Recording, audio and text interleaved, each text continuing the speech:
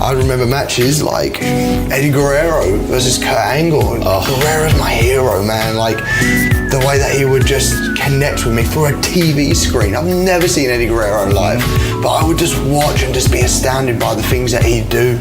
He's so cheeky. I was just like, oh God, that's who I want to be. I want to be like that. And the talent that he brought, and to know that he came from here, know that he came from New Japan Pro Wrestling. Hey, ¿qué tal, amigos? Les habla Bandido y no olviden escuchar este podcast por Tiger Driver Radio.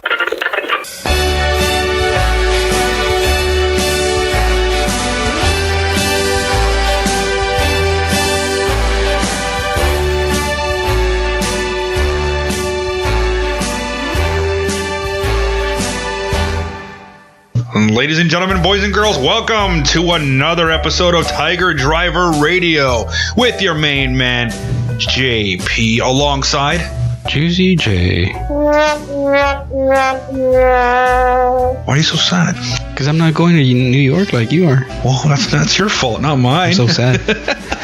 Be jealous. Dude, I'm stoked. I mean, you'll be there with me in spirit. That's for sure. Yeah, buy me a shirt. Yeah, I will. I'll buy you a shirt. Why don't you say please? How about that? No, but yeah, absolutely, dude. We have been talking about this week, in this upcoming day for many months, the G1 Supercard at MSG, ROH, New Japan. It's been a long road, and we are finally here. We have a breakdown of the card, our predictions, our thoughts. Also, we are going to be talking about a lot of different things this week, as well as a few retirements, a few changes. We got all kinds of stuff to talk about this week, man. Tons and tons and tons of stuff. But I'm excited, man. Like I said, my schedule is going to be crazy come Friday. I wish I could go out there as soon as Wednesday and watch wrestling between Wednesday up until next Tuesday, but unfortunately, I can't do that. I gotta work. But come Friday, I will be at Major League Wrestling. You gonna buy some pizza? Oh, dude, hands down. Like I said, I have a theory that, every part of the United States has their trademark food. Like you go to certain places, you come down here. What is San Antonio famous for? His tacos, right? Tacos, puffy tacos. You go to New Orleans, it's all famous for gumbo and jambalaya and shrimp etouffee. Or you go to New York, what is it? Pizza. Hot dogs, stuff like that. Chicago, deep dish pizza, which it's not a pizza, it's a casserole. It's glorified lasagna. Chicago pizza. Deep dish is not pizza, I'm sorry. This is tomato soup in a bread bowl. But that's just me. But anyway, point is that yes, I will be having all the pizza, watching all the wrestling. Friday MLW, Saturday WrestleCon with pancakes and pile drivers leading into the G1 Supercard that night. And then of course Sunday, from the comfort of my friend's home, because I refuse to be in a freezing stadium, I'll be watching WrestleMania, which I'm not going to talk about today, so fuck that. It's been fucking done to a dead horse. I just got asked recently by a guy. He's like, yeah, man, I really dig your podcast, man, but you guys, any thoughts on Mania? I'm like, no, absolutely not. Don't want to. No, get away from it. We don't want to do it, man. I'm sorry, no. It's like we're not here with that shit. Not gonna fucking do it. No. Adios. It's like the way that I see it. It's like I told you before. I look at WWE as Nickelback. Why is that? It's just whack. It's trash. I'm not feeling it. No, I take it back. It's not Nickelback. TNA is what Nickelback. No, I'm just kidding. TNA is not Nickelback. No. Like I said, I've made this comparison before. I would say that the E is like Metallica. Mm-hmm. They have great stuff. Yeah. But I feel like they're kind of resting on their laurels these past couple of years. All the new Metallica stuff. Come on, if you're gonna compare it to Ride the Lightning and and Justice for All and Master of Puppets, does it compare? No, doesn't. It's not as good. When you think about Metallica, what do you think? You don't think about Death Magnetic. You don't think about Lulu. You don't think about those albums. You think about And Justice for All. Hell, even the Black Album. Load, Reload. Depends on who you ask. But point is that their better years, in my opinion, are currently behind them, and that's why we talk about other stuff. So to shout out to those guys who've been asking me about that, because there was a couple of people who asked me why don't I talk about Mania? No, I'm not going to do it. We're not going to do it. And we could easily do it, but we just don't want to. You don't want to. It's go listen to someone else. It's a dead horse, in my opinion. I feel like there's so much other exciting things out there in terms of wrestling, and people need to start supporting that. And I think you're starting to see a lot of that now. Which is wonderful. Which is why we're here, to talk about other things. And speaking on to other things, let's get to it, man. Talk some New Japan. access granted. Oh, wow. I feel special. Man, oh, man.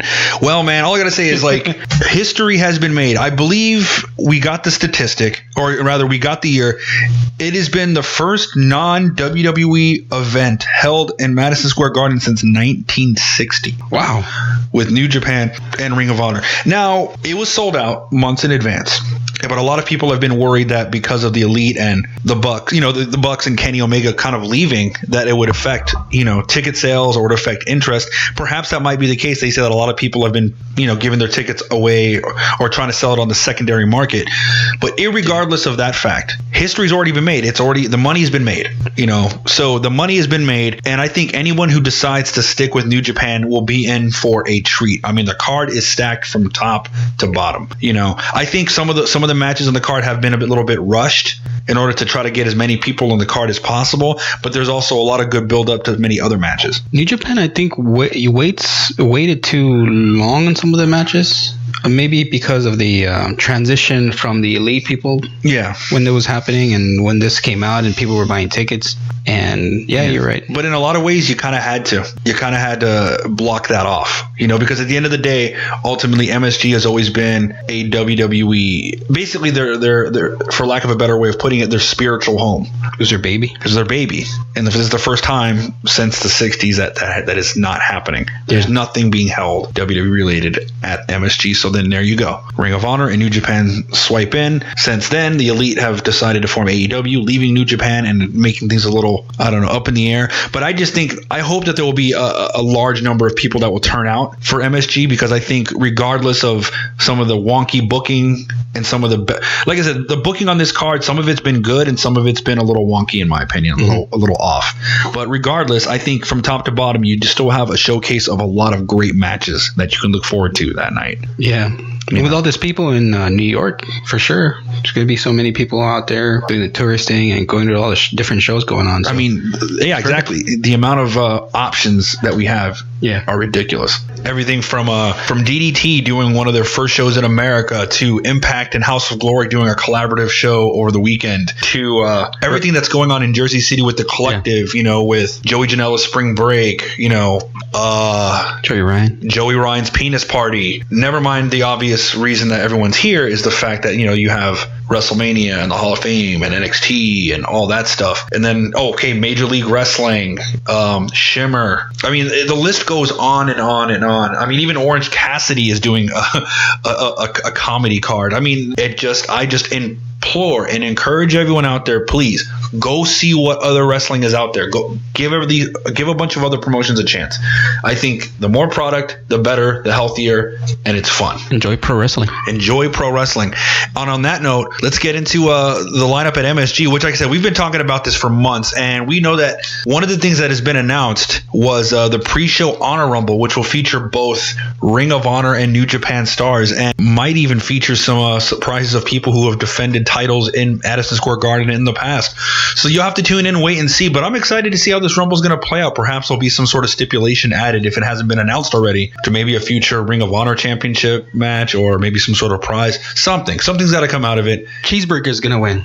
No, he's not. Cheeseburger t-shirts is very popular in Japan. All right, up next, this next match, Will Ospreay against Jeff Cobb for the Never Openweight and Ring of Honor World Title. Winner takes all. I think, like I said, Will Ospreay, this is definitely a must-win for him. In order for him to further establish his role as a bona fide heavyweight and a legitimate threat to any division he wants to be a part of, he has to be a competitor like Jeff Cobb. Time for him to be the heavyweight or not heavyweight. Exactly. And if you're going to go against anybody and take him out, it's got to be a guy like Jeff Cobb. I mean, he had such an impressive showing in the New Japan Cup. I want him to go against a guy like Jeff Cobb to further reiterate the point that it's not a fluke. And with Jeff Cobb, he's been a dominant Ring of Honor television champion. I think, in my opinion, he is due for some time to gun for the Ring of Honor World Championship. Maybe take the belt off of him.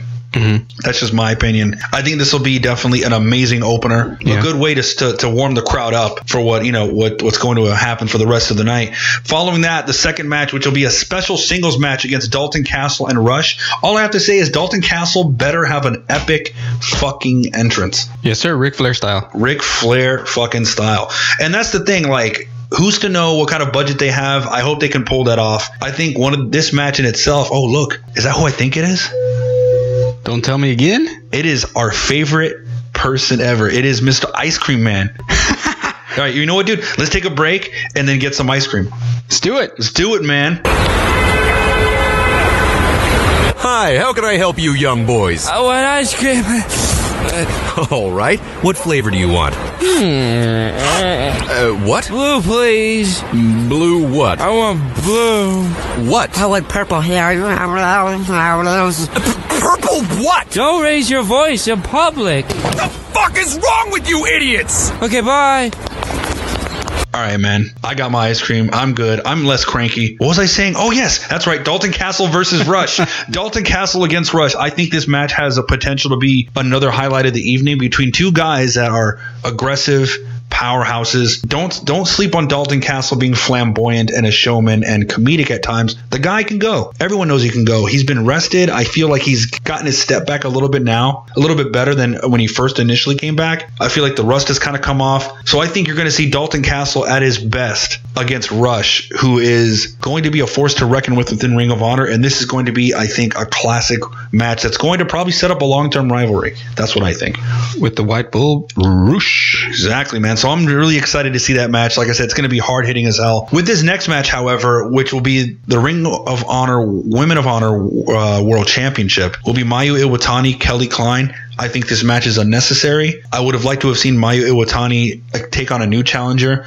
Maybe get somebody on the outside. Maybe bring a bigger threat like Jessica Havoc, or bring in. She just put Thunder Rosa on the picture. Put Thunder Rosa into the picture, which I felt like they were kind of teasing that for a little while, but it didn't happen. I think at this point, Kelly Klein needs to go to the back of the line and have a new challenger. I wish it would have been that way, but unfortunately, I still think Mayu Iwatani will walk out as Ring of Honor World Champion, but I feel like they should have put somebody else in there. Yeah, Kelly Klein should just go away for a bit and then come back and restart because she's not doing so well. Exactly. With this fourth match up next, you have Bully Ray against Juice Robinson, who answered the call for the New York City Street Fight Open Challenge match. Now, I'm not going to say skeptical, but I'm wondering if Juice Robinson can deliver on this, on the simple fact that when you talk about street fight, right? You talk about a street fight in Madison Square Garden, the first thing that pops in my head is Royal Rumble 2000, Cactus Jack versus Triple H. Awesome. And then, of course, the matches that have been had in Madison Square Garden between the Dudleys and the Hardys. And you think about matches like that have happened in Madison Square Garden that were just bloody and violent and stuff like that. Or hell, even a match between Sergeant Slaughter and Pat Patterson. I mean, in fact, that match was the first back alley street fight that they've ever had in Madison Square Garden. So for me, when you say street fight in Madison Square Garden, there's a lot of history behind that. So I hope Juice Robinson can step up to the occasion and keep up with a guy like Bully Ray, who was no stranger to violence. Yeah, we all know his crazy history. You know, he's performed in Madison Square Garden more than many times over his illustrious career. So this match has a potential to be violent. Let's see if Juice Robinson can turn it up to 11. Yeah, hopefully. We'll see. He's known as a really good guy, so hopefully he has that evil in him to do a street fight. Do a street fight, exactly, because Bully Ray will show no mercy. Yeah. Absolutely. And this next match, which is in my opinion, this will be the match of the night. It'll be a triple threat for the IWGP Junior Heavyweight Championship 3-way match. Champion Taiji Ishimori, the Bone Soldier, will be defending against CMLL's Dragon Lee and Ring of Honor's Bandito. Oh, yeah. This match is going to make that crowd go crazy. That's what I think. I mean, you got Taiji Ishimori, who is, in my opinion, one of the best, outside of Tama Tonga, one of the best defensive wrestlers, can adapt very well to any style against, high flyer and powerhouse Bandito, and Dragon Lee, who's very much a high flyer as well. So I think you're going to see a lot of crazy spots, a lot of amazing chain of events happening between all three of these guys. This has a potential to be match of the night, and I hope it is, because I am a fan of all three of these guys. My heart says I want Dragon Lee to win, but I have a feeling Taiji Ishimori is going to come out by the skin of his teeth and retain. That's what I think is going to happen. My pick is Bandito. Bandito? Yeah. Gotcha, man. Like I said, I want Dragon Lee to win, but I have a feeling Taiji is going to kind of keep it. Yeah. I think they want to build up his championship reign as a credible threat. Who knows? I don't know. We'll see. See what happens. And then this next match, like, don't get me wrong, I am looking forward very much to this upcoming match for the IWGP Tag and Ring of Honor Tag Championships. I believe it's also winner takes all. And it features the team of God, Tama Tonga, and Tonga Loa, who are currently the IWGP Heavyweight Tag Champions, against Ring of Honor Tag Champions Brody King and PCO, against the Briscoe Brothers and LIJ Sonata and the King of Darkness Evil. It's just a bunch of evil guys on this. It's a bunch of, I mean, maybe you can kind of consider Sonata and Evil tweeners, kind of faces, because at this point they're so popular that everyone likes them. Yeah.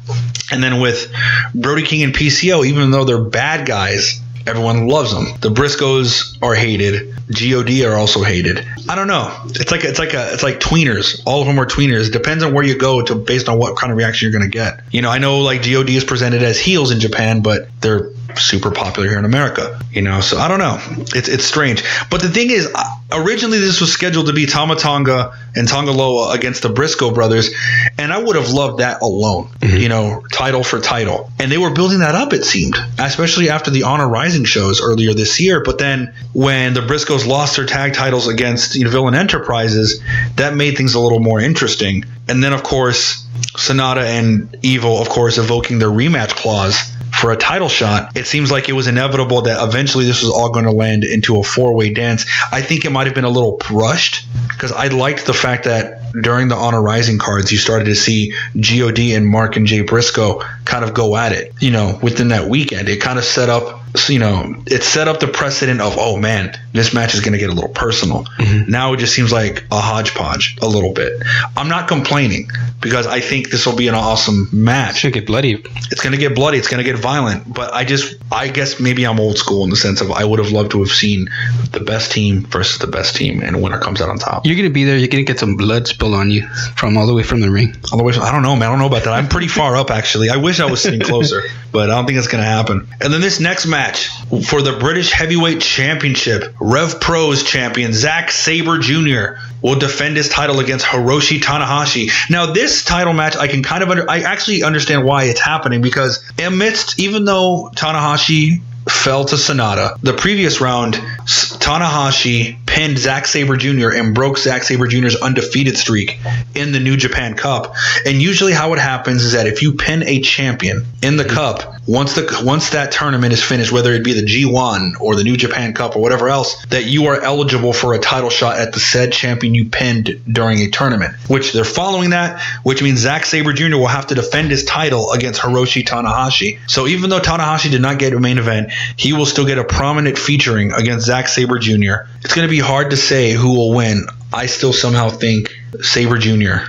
will come out on top. He's a Yeah. He's a tough guy, man. He is. I agree with you. Hopefully he is Zack Sabre Jr. I don't want Tanahashi to win anymore.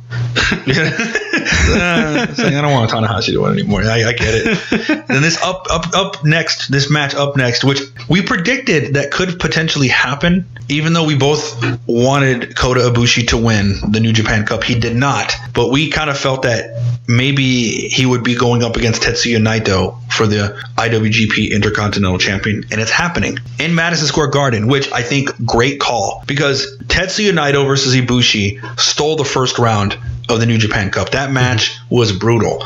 So if that's any preview as to what's going to happen when they are in Madison Square Garden, I think you're going to turn both of these guys up to level, to volume 11, and they're going to just destroy each other. So I think we're in for a war. I have a feeling Kota Ibushi will take the title, but I wouldn't be surprised if he didn't. Ooh, you think it's Ibushi's time? I think I want it to be Ibushi's time. I think it is Ibushi's time, but it's also Naito, and Naito is arguably one of the most popular stars in New Japan. Yeah. But perhaps this could set him up for a future shot at the IWGP Heavyweight title. We don't know that. Yeah, we'll see. He also said that he wanted to become the first ever person to hold both the IWGP Heavyweight and Intercontinental titles at the same time, which has never been done. So we'll have to wait and see. But I think this match is definitely going to be, aside from the triple threat for the IWGP Junior Heavyweight title match, this is going to also steal the show as well. Stiff competition out there. Yeah. And then up next, one of the main events for the ROH World Championship, a three-way ladder match between Jay Lethal, Matt Taven, and the villain Marty Scurll. going to be good. It's going to be really, really freaking good. And Jay Lethal is the franchise of Ring of Honor. He is the ace of Ring of Honor. He is the man that has put the company on his back, and he's been a fighting champion. The odds are against him. Who do you think is going to come out alive? Skrull is on my conspiracy theories on his way out. So I'm seeing me personally. I don't think it'll be him. And Lethal, although I love him, I think Taven's gonna win. You think Taven's going to win? Yeah, because I think they need a heel to be on the top right now. Make it interesting. I don't know. I go back and forth. I'm with you. I don't think Jay Lethal will retain. Mm-hmm. I just don't know if I want to pick Matt Taven, because I think Matt Taven definitely needs to be legitimized as a champion. Even though he's gone around these past couple and saying, I'm the real Ring of Honor World Champion because he made his own belt, I think it'd be cool to see him actually win the actual Ring of Honor belt and legitimize him as a threat. But I also, even though like there's always been rumors about Marty Scurll on his way out, I still would like to see Marty Scurll have one Ring of Honor World title under his belt. He has maybe a little bit of time. Yeah. I don't know. We'll see. I'm going to pull from Marty Scurll, but I could be wrong. I could very well be wrong. Which leads us to the IWGP Heavyweight Championship match. The 68th champion, the Switchblade, Jay White, against the challenger, the New Japan Cup 2019 winner, the Rainmaker, Kazuchika Okada. Pretty much a rematch from Wrestle Kingdom, where Jay White bested Okada. I mean, but now you have a reinvigorated Okada. Even you said it, that in this New Japan Cup, you feel like the Okada of old is back. Mm-hmm. And then you have a old Okada, the massive, strong face Okada. And now you have the evil Jay White. Exactly. In his first defense at Madison Square Garden. Who's going to pull through? I actually don't know. Yeah.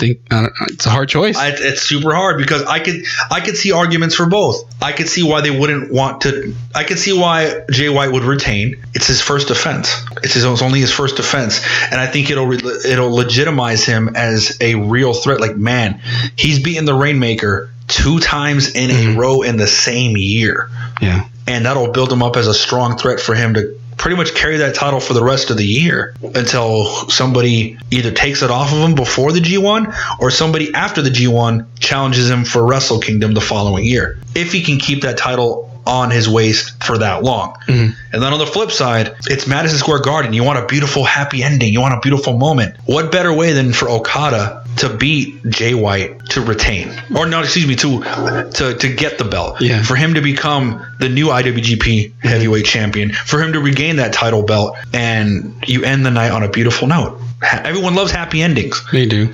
So, but to get a buzz, maybe this is going to be a night of just a bunch of heels winning to get a buzz for the next. Yeah, maybe. I mean, that's also smart long-term booking. Yeah, I don't know. Yeah. So it's hard to say. It's super hard to say. Are you going to cry if Okada wins when you're there? Okada, I'm not gonna. I love you. No, I'm not gonna cry. There's no crying. There's no crying in pro wrestling. No crying. God, no crying in pro wrestling. You know, unless you're a bitch. No, just kidding. No, but I'm just kidding, guys. It's tough to call. It's super tough to call. I don't really know who will win. Like I said, there's arguments for both. I'm going to say one right now, Jay White. That's my call. I'm going to say Jay White as well, with a heavy heart, because I do want Okada to win, but I think Jay White. You're probably going to cry at Madison Square Garden. No, I'm not going to cry. You're going to get your shot of just you on TV. It's still real to me, damn it. Yeah. Exactly.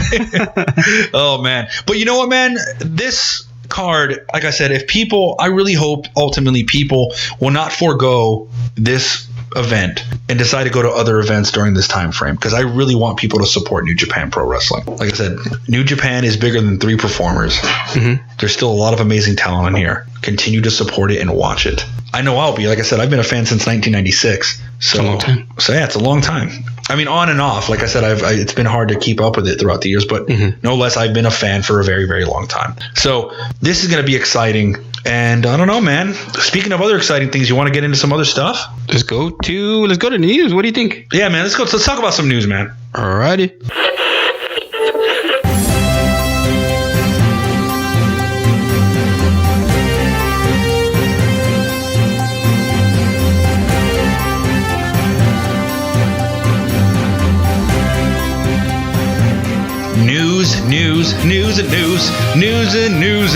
News. News. I like that. I don't know what got into me. I'm tired. You know when you're tired, you just start acting kind of loopy? Yeah. Yeah, that's kind of where I'm at right now. Maybe you just need Make me a sandwich. That sounds so good right now, dude. Like, I'm not, that's not me even joking right now. Like, I am so hungry. I am tired, but we're going to start off with some really bad news first, and then we're going to finish off with some good news. As of today, as of this recording, young lion Teruaki Kanamitsu has decided to leave New Japan Pro Wrestling, and his last match was of course during a tag match that he had with Shota Umino over the New Japan Cup, and then that was it. And he had suffered apparently a cervical spine injury, and it was out of action for like 2 years, and then came back, had his tag match, and I think they have during his rehabilitation process, they have kind of come to the decision that it's best for him to leave. Oh, that's such Japan, which, like I said, this is not ballet. This is a very tough sport. Mm-hmm. And unfortunately, he had to stop with New Japan. I don't know if that means he's done with New Japan or done with wrestling altogether, but as of now, he is no longer a young lion for New Japan Pro Wrestling, which is unfortunate. And then to caveat off of that, a bigger star is leaving New Japan Pro Wrestling, not coming to terms with his with a contract. Michael Elgin has decided to leave New Japan Pro Wrestling. Where he'll go next, who knows? Man, you just have a bunch of bad news today, man. Yeah, man. I mean, like I said, I'm the kind of person that I want to give the bad news first. Yeah. So that way, I'll give you the good news after, and you'll kind of it'll make things more digestible. Thinking Michael Elgin can go to Ring of Honor? Back Probably to Ring not. of Honor? I don't know. Yeah. Maybe, I don't know. Who knows? Yeah. Maybe he's AEW bound. I don't know. See what Time happens. will definitely tell. Yeah. But let's also go on, and you know what? Before I go on to some other good news, as of this recording, guess who else is retiring? Who's that? Amazing Red. Amazing Red? Amazing Red of Impact TNA fame, of also his fame in All Japan Pro Wrestling as well. And I feel it's sad because I feel like Amazing Red was one of those innovative wrestlers of the 2000s that innovated so many different moves and innovated. And personally, in my opinion, the style that you see now that's so prevalent on the indies, he innovated. He helped innovate that style. He was just one of those guys that never financially benefited from being an innovator, even though so many people took what he did and kind of made it their own or something. Made it their own, or tried to make it their own, or borrowed or copied, however you want to put it. Yeah. But Amazing Red has decided he'll retire. Of course, he is the owner and he runs House of Glory Wrestling, which this weekend they'll be hosting, a collaborative card with Impact, which should be an awesome card. But we want to just, give our condolences and congratulations to a career well done. I mean, Amazing Red, regardless of what did or didn't happen in his career, he was an innovator. Yeah, good job with him. Exactly. And now let's go to some good news. Good news. Yeah, man. I want to feel better. Yeah, well, I kind of started off a little rough. I'm sorry. Yeah. Already. But another random thing. You know how I'm a fan of like random weird shit. Yeah. When it comes to wrestling or videos, I always tag you in the weirdest shit online. I do. I do. Yeah. Sometimes you send it to me and like, what? Where'd you get this from? Yeah. Like, where do I find this shit? Yeah. Well, for those of you out there, everybody is kind of aware of this wrestler. This wrestler by the name of, what was it? Tommy McGee? Tommy McGee. Tommy McGee. Now, just let that name sink into your psyche for a second. Tommy McGee. Tommy McGee. Who is that? Now, Tommy McGee, for those of you who don't know, was in fact a wrestler that it was a very brief career. Basically, the long story short is Tom McGee was a wrestler that was terrible. He was the worst. And the funny thing is, he was a bodybuilder. Yeah. He was a practitioner of karate and martial arts and a gymnast. He had long blonde hair and an amazing physique. And when you think of those things, what do you think of? You think star. Yeah, you think maybe Ultimate Warrior, something like that, like somebody that big, somebody with that enough potential for something that big. Yeah, exactly. Yeah. Now, back in the day, he was trained under Stu Hart, the infamous Dungeon, and of course he had a tryout with WWE, and one of his first matches, actually, before I get to, actually, let me backtrack a little bit. One of his first matches was on February 22nd, 1986, in the main event of All Japan Pro Wrestling, where he took on Riki Choshu. And a lot of people were really impressed by how he handled himself in that match. It was the greatest combination of strength and agility. And there was a lot of promise. There's a lot of promise there. And the thing is that something happened after that. Man, this guy was so boring, man, that even you talking about him is not making me get intrigued. Well, you'll understand why if you were just go on YouTube. Like, the thing is, he had a great debut in All Japan Pro Wrestling against a legend like Riki Choshu. So you thought, oh wow, he's destined for great things. Well, apparently there was this rumor, and then you saw other matches in his career about how terrible Tom McGee was. He was just this terrible wrestler, couldn't sell, just not very good in the ring. And apparently he had a tryout for the WWF against Bret Hart. Yeah. Vince McMahon was so impressed by him that he's like, that's my next guy. At the time, Hulk Hogan was the guy. But he's like, that's my next guy. He's going to be my next world champion. He had another tryout after that Bret Hart match, and it went to shit. Terrible. It's like, what the hell? Like, this guy can't wrestle. And I think Bret Hart did such a phenomenal job at selling for this guy that he made this guy look great. I mean, it's Bret Hart. I mean, one of the most celebrated technical wrestlers in professional wrestling history. Yeah. But then after that, his career kind of faded off. He went back to All Japan a little bit, had some more terrible matches, and then that was it. And that was it. But the thing is that there was this big weird amongst collectors and fans, right? There was always this long lost match of, everyone always talks about how the WWE tape library is the most extensive tape library because they have pretty much collected all of the video libraries of the territories they purchased throughout the years. So they have this gigantic tape library of all kinds of wrestling gems. And one of the gems that apparently was missing was this famous match of Tom McGee versus Bret Hart. It was kind of like an urban legend. Well, just recently, a ringside photographer by the name of Kate Anthony tweeted out a VHS saying, hey, is this the match that everyone's looking for? And Tyson Kidd of WWE, of the Hart family, confirmed, yeah, this is the actual VHS match that the WWE does not have.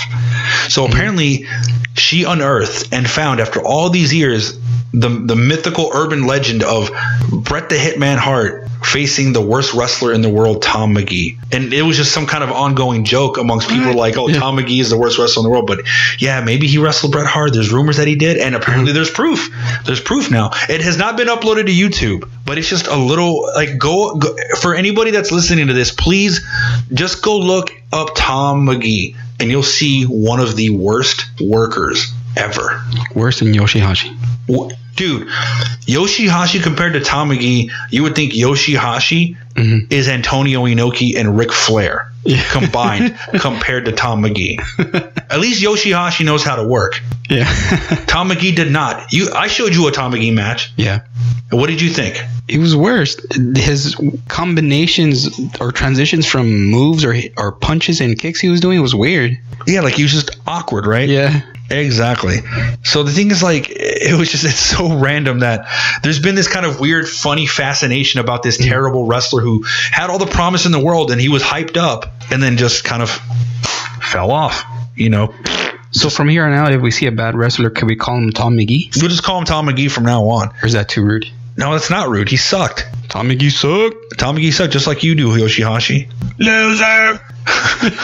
Exactly. And then, here's the funny thing about it is that at one point he was given the nickname Mega Man. Yeah, he was called the Mega Man and named the third runner-up for Pro Wrestling Illustrated's Rookie of the Year in 1986, which that year Lex Luger won Rookie of the Year. So he was at one point considered to be like a hot prospect, side by side with a guy like Lex Luger, which in my opinion, Lex Luger is also a terrible worker, but that's another story for another day. But it's just bizarre. Like, so bizarre. Like, what's everyone's fascination with this terrible wrestler? It's like how I have that weird fascination with Ahmed Johnson, about how Ahmed Johnson's like the worst promo and pretty much one of the worst wrestlers to ever step foot in the ring. And I just don't know why. I just find him so fascinating. Yeah. Yeah. Everyone has this fascination about Tom McGee. If we ever have the dream we have and make a wrestling promotion, that should be a main event. Ahmed Johnson versus Tom McGee. Yeah. Oh my God. I feel like we're kind of taking a book out of Joey Janela's playbook and just booking a weird match just to have it. Which, speaking of, man, we've talked about the Ring of Honor G1 Supercard, which is going to be awesome. It's going to be exciting. But another thing that's really awesome is just the possibilities of matches this weekend. I mean, there's no way we can cover this in this podcast alone. The amount of matches and the amount of cards that are happening between Wednesday with tomorrow to the following Tuesday. So much. It's so much. And what we're going to do here is kind of give you a little bit of a preview. We can't, I'm not going to break down. We're not going to break down every damn card because it is impossible. But we'll give you some highlights as to some wrestling events you should check out this Mania weekend. Now, I think one of the coolest cards that and I think it's going to be a really, really awesome God, I sound so redundant. A card, oh God. Yeah, I need food, people. Anyway, one of the coolest things you're going to see is that you're going to see a lot of independent wrestling, a lot of dream matches and everything else.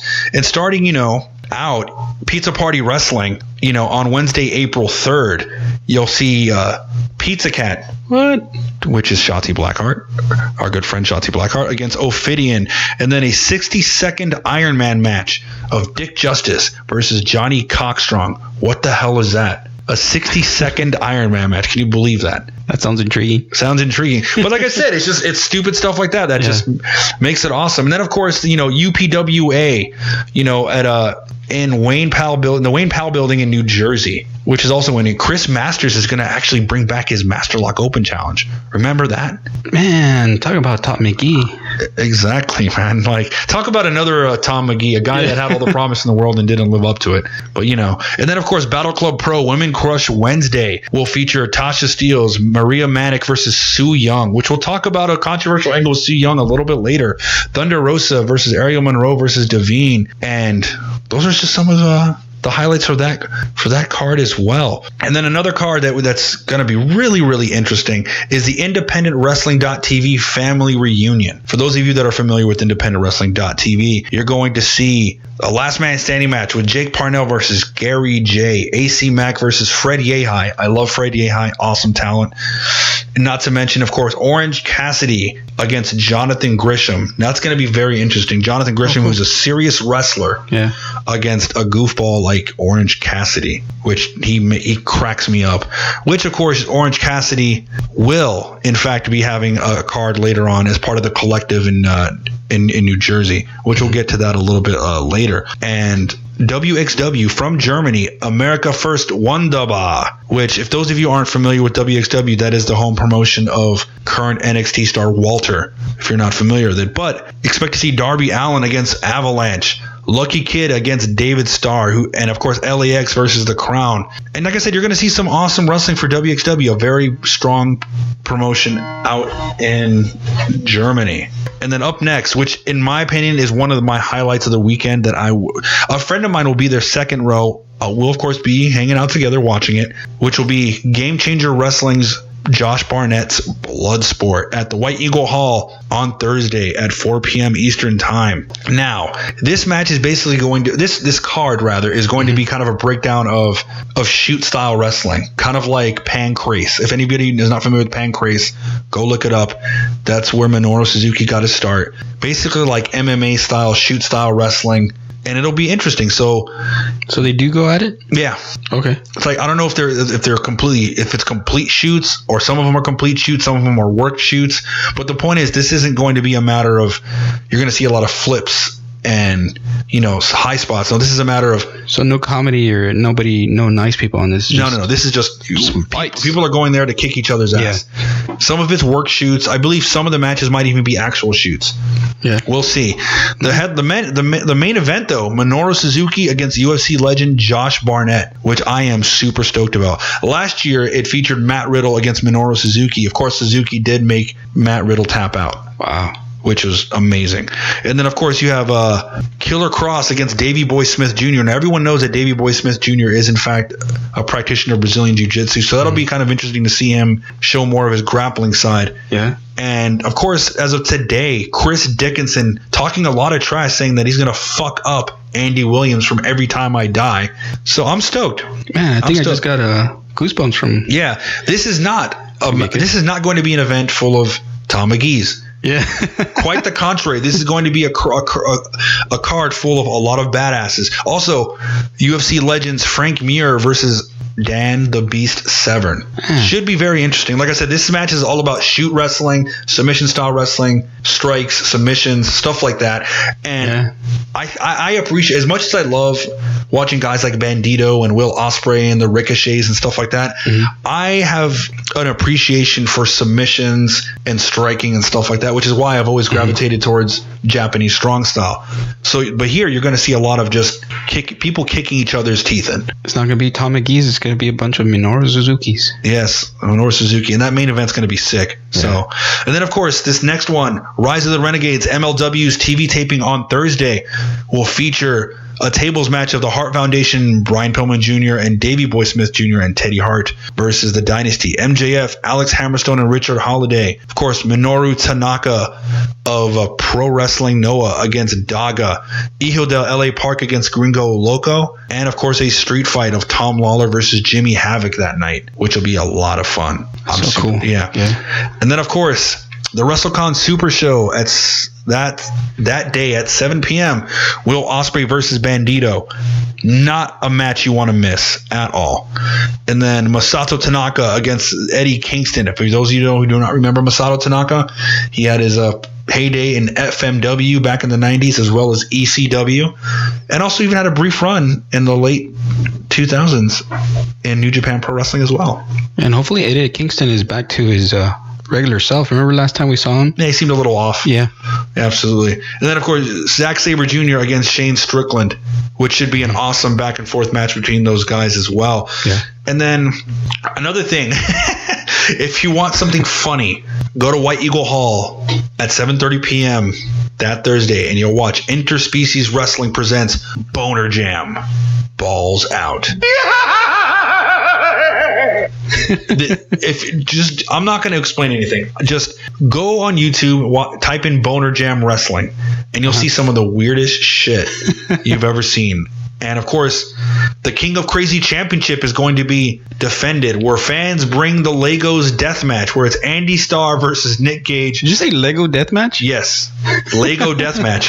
And it'll be Andy Starr versus Nick Gage versus Jeff Cannonball versus Matt Tremont. Where, yeah, fans bring the Legos, man. And of course, Chris Dickinson versus Chris Brooks, Jay Ruffkin versus Daniel Makabe. And so, like I said, it'll be a weird show. Yeah. I'm just going to leave it at that. Of course, DDT Pro Wrestling is actually going to be making their debut as well. And I recommend people give it a shot. Colt Cabana, Kikutaro will be on that card as well. Ethan Page, as well as Masahiro Takanashi. So, like I said, DDP has always been good at doing comedic style wrestling. Of course, you'll see a few Westerners in there as well. So go check it out. It'll be a lot of fun.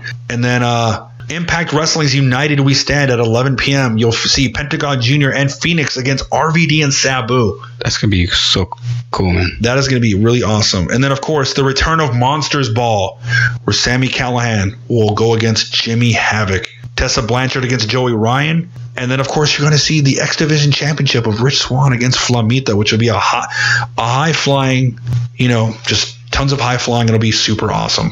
And then, of course, for the Knockouts Championship, Taya Valkyrie will be defending against Jordan Grace, Rosemary, and Katie Forbes. Wow. And that's just some of the things that you can look forward to. And then, of course, there's the Slumber Party Massacre that night at 11 o'clock p.m. at White Eagle Hall, where you'll see one of New Japan's most dominant junior heavyweights of the 90s, Shinjiro Otani against Eddie Kingston, Scott Steiner against Hornswoggle. Ethan Page and MJF versus Colt Cabana and Space Monkey. Okay. And then, of course, the Mexican Death Match, which features La Flamita de Tijuana, Bestia 666, and Damien 666 against the young studs of Bobby Beverly and Eric Ryan. Mance Warner against Nick Gage and PB Smooth versus Filthy Tom Lawler versus Tim Dunst and Matthew Justice. And of course, one of my favorites at midnight at La Boom is Kaiju Big Battle. Think of Godzilla inside of a wrestling ring with styrofoam and cardboard building cutouts and seeing dinosaurs kick each other's ass in the middle of the ring and destroying these buildings. It's basically watching Godzilla in a wrestling ring. Yeah. And it's brilliant. If you have not seen Kaiju Big Battle, go out there as well. And then, of course, Friday, April 5th, WrestleCon US Wait. That was just Thursday you're talking about? That's just Thursday, dude. Wow. How insane is that? And then, of course, you have Friday, 11 a.m. at WrestleCon, US versus the World. Some of the matches you can look forward to is Brian Cage versus Masato Tanaka, which will be a hard-hitting match as well. You have the Rascals, Xavier Wentz and Miguel versus the Australian Suicide? Yeah, God, I can't talk today. Adam Brooks and Robbie Eagles. And of course, you see Sammy Guevara against Puma King, MJF versus Ethan Page. MJF versus Ethan Page. Talk about the match of two of the biggest egos in professional wrestling. Absolutely. Of course, you'll see David Starr against Daga. A contrast in styles for sure. And then, of course, LAX versus the Hart Foundation of Davey Boy Smith Jr. and Teddy Hart. Of course, don't forget Shimmer. Some of the best women's wrestlers around at 11 a.m. at La Boom in New York that Friday. You'll see Chris Wolf in action, Thunder Rosa and Holly Dead versus Indy Hartwell and Steph DeLander. Also, Dr. Britt Baker versus Tessa Blanchard, which should be an awesome one. Of course, the Shimmer Championship being defended with Nicole Savoy against Hiroyu Matsumoto. And then, of course, Chikara. Once upon a beginning. Now, Chikara has been such a staple in independent wrestling, especially in the 2000s. So you're going to see Airwolf versus A-Kid, CCK against Crumbles and Defarge. And, of course, Carlos Romo versus Still Life with Apricots and Pears. Like I said, you're going to see a lot. Also, don't forget Kimberly will also be in action as well. Then, of course, you have IPW from the United Kingdom, where you'll see Rob Sharp against Joe Gacy. Rob Lynch versus Juicy Gambino, just to say. Juicy J? No. Yeah, I didn't realize you were wrestling for a UK promotion, man. And then, of course, a No Rules Barroom Brawl. James Storm versus Jimmy Havoc. He has his work cut out for him. Yeah, he's going to be busy. Absolutely. And then, of course, the WWN Super Show, Mercury Rising at 3 p.m. You'll see Darby Allin and Priscilla Kelly against Austin Theory and Brandy Lauren. Anthony Henry against Absolute Andy. And Allison Kay versus Miyu Yamashita for the Shine Championship, amongst other matches that day. Of course, Rev Pro, which is, of course, the British promotion that Zack Sabre Jr. comes from, and they also collaborate with New Japan Pro Wrestling as well. You will see David Starr against Tomohiro Ishii, which will be an awesome contrast of styles as well. Roppongi 3K against the Aussie Open, the team of Kyle Fletcher and Mark Davis. Minoru Suzuki versus Hiroshi Tanahashi and let me rewind. Hiroshi Tanahashi and Will Ospreay versus Minoru Suzuki and Zack Sabre Jr. in a tag match, and that's going to be pretty awesome to see. Man, this show seems like for you to get ready for the next day for G1 Supercard. Exactly. And, not to mention you have Stardom, who are going to be making their debut in America at the New York City Arena in Queens, which will feature some of the best members of Stardom, including Bea Priestley, Sonya Strong, Session Moth Martina, Hazuki, and Ducey, which, some of these stars will be, of course, at the G1 Supercard the next night as well. Yeah. Of course, there's Battle Riot 2, which will feature a match between LA Park against Jimmy Havoc, the Battle Riot, which will feature guys like Teddy Hart, Ace Austin, Michael Patrick, Kodo Brazil, Minoru Tanaka, Davey Boy Smith Jr., Pentagon Jr., Mance Warner, and Gringo Loco, to name a few. Of course, we have NXT TakeOver that night for those of you that want to go to that. I encourage you. And then, of course, one of the highlights of the weekend, Spring Break. Joey Janela's Spring Break Part 1 that Friday at 8 p.m. Shinjiro Otani versus Nick Cage. Masashi Takeda versus Jimmy Lloyd in a death match. Taka Michinoku versus Orange Cassidy, amongst others. And, of course, Joey Janela will be making his return after injury. Cool. So it'll be awesome time. And then, of course, WrestleCon's Joey Ryan's penis party is going on that night, which will feature Taya Valkyrie and John Morrison Morrison against Pentagon and Phoenix. Of course, you'll see Matt Stryker and a mystery partner against Mike Babchick and Tommy Dreamer. Rosemary and Alley versus the Twisted Sisters. Of course, Dan Barry versus Bill Carr. David Arquette versus Timothy Thatcher, which Timothy Thatcher is a beast of a submission wrestler. If it was any indication of how terrible David Arquette got his ass kicked when he wrestled Nick Gage, he's going to get his ass kicked the same way, but in a different fashion. It's not going to be about light tubes and barbed wire. It's going to be about being tapped the fuck out and stretched. God bless him. And then, of course, one of the main events of that night, Joey Ryan, Val Venus, and Sexy Eddie versus Session Moth Martina, Priscilla Kelly, and Scarlett Bordeaux. That might be the sexiest match ever. I mean, look at the sex appeal in that match, dude. Joey Ryan, need I say more? Val Venus, hello, ladies. And Sexy Eddie versus Session Moth Martina, Priscilla Kelly, who I just absolutely adore, and Scarlett Bordeaux. That's you're right. This is like the team of who is the sexiest team. Yeah. Like, I mean, well, I don't know. I mean, you can, of course, decide that amongst yourselves. And then, of course, Blackcraft Wrestling, which will feature a Devil's Den match of Jimmy Havoc against G Raver, Pentagon Jr. versus Simon Grimm, Gangrel versus Matthew Justice, and Johnny Blackcraft, Johnny Mundo, against David Starr. And, of course, Masato Tanaka versus Chris Dickinson, which will be a hard-hitting match. And like I said, of course, you have the next day on Saturday, 12 p.m., Orange Cassidy is doing something or whatever. Well, in my opinion, this card features the weirdest matches ever because you have a match, 7 out of 13 falls match. Logan Easton LaRoe versus Chris Brooks. 7 out of 13. Exactly. And then, of course, a 1-minute time limit match. Chuck Taylor versus Trent Beretta. Oh, yeah, you did tell me about this one. That's funny. Yeah, and then Jonathan Grisham against Shinjiro Otani. Two technical wizards in their own right. And then, of course, apparently Teddy Hart is doing Reading Rainbow. I don't know what that's about. Yeah. Sure, man. Whatever you want, man. Cool. Fine. Do whatever you want. Be weird.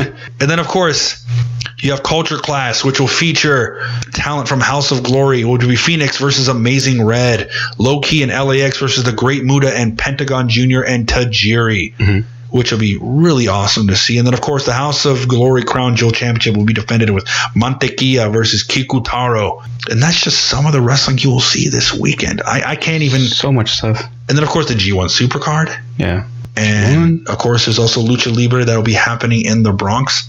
CCW versus WrestlePro will be happening as well at the Rahway Recreation Center in New Jersey. I mean, what more do we get? And then not to mention that night, Saturday alone, will be capped off by Joey Janela's Spring Break Part 2, where you'll see LA Park against Masato Tanaka, the Rock and Roll Express versus LAX, and the Greatest Clusterfuck, which is a big rumble that'll feature Essa Rios. Remember Essa Rios? Yeah. Yep, Essa Rios, Crowbar, and of course, don't forget the Fake Sting and Mantar.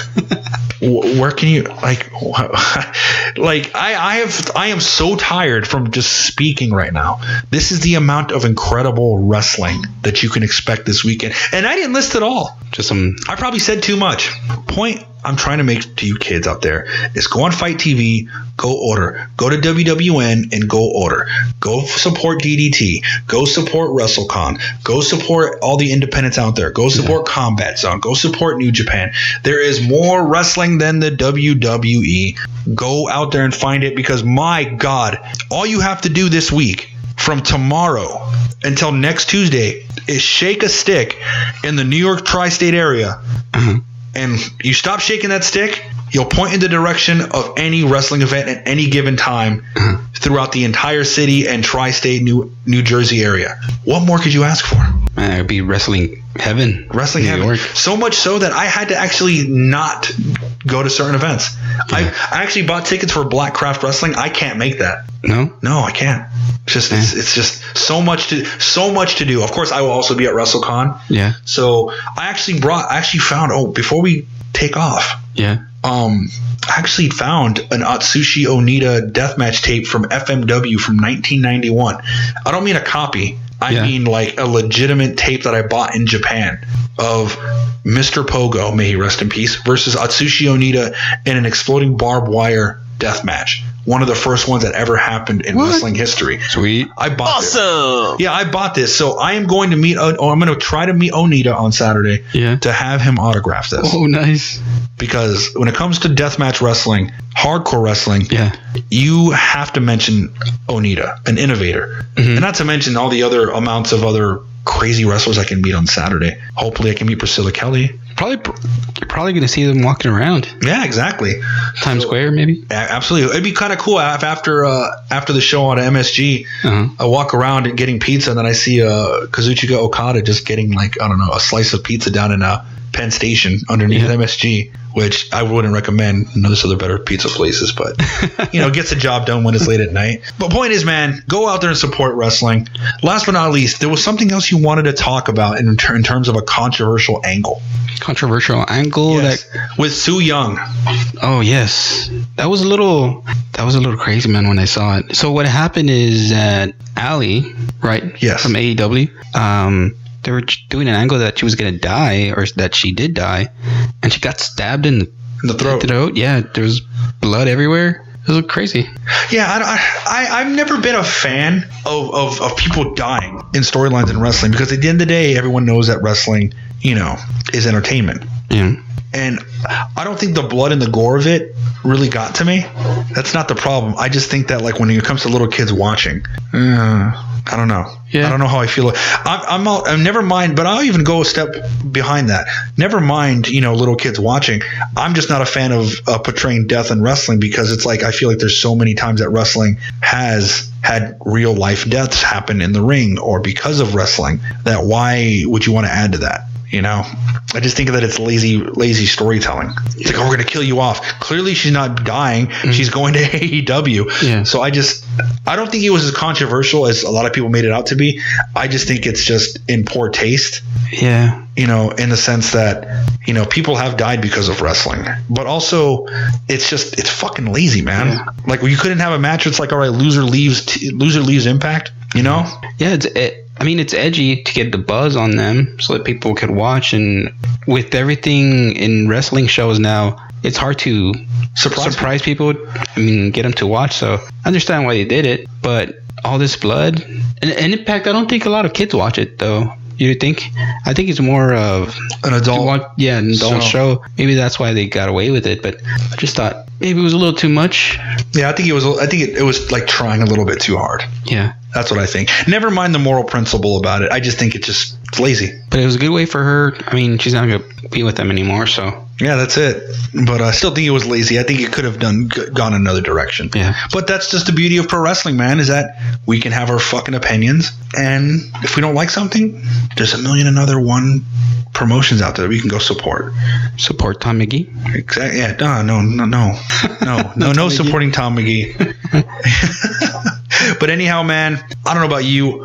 I'm pooped. I need to rest up because you go eat something. Yeah, because after this, I have a couple of days before I'm going to be in New York, and I will be in wrestling heaven. So sick. It's going to be so rad. It's going to be great for you to not be here. I'm not going to miss you. I'm not going to miss you either. I'll be having too much fun in New York. Anyway, man, go out there, kids. Have fun. Enjoy pro wrestling. Tell us, man, where can they find us again on social media if they don't already know? Facebook at Tiger Driver Radio, Instagram at Tiger Driver Radio, and Twitter at Tiger Driver Rad1. Email us at tigerdriverradio@gmail.com. I think that's it, right? Yeah, that's pretty much it, man. If you have any suggestions, please get in contact with us. Expect some new interviews upcoming very, very soon. But until then, enjoy pro wrestling, kids. Peace. Adios, amigos.